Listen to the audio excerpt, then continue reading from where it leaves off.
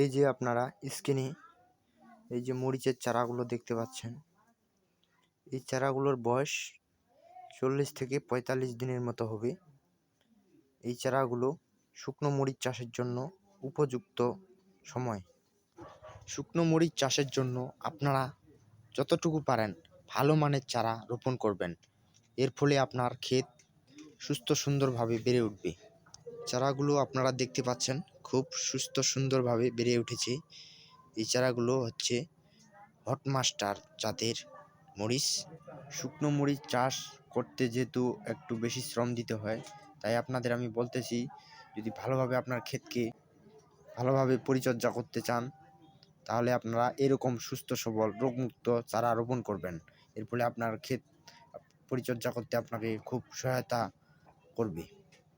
আর মরিচ চাষের পরবর্তী আপডেট পেতে আমার এই চ্যানেলটি আপনারা সাবস্ক্রাইব করে রাখবেন এবং প্রয়োজনীয় তথ্য আপনারা আমার এই চ্যানেলে সব কিছু পেয়ে যাবেন।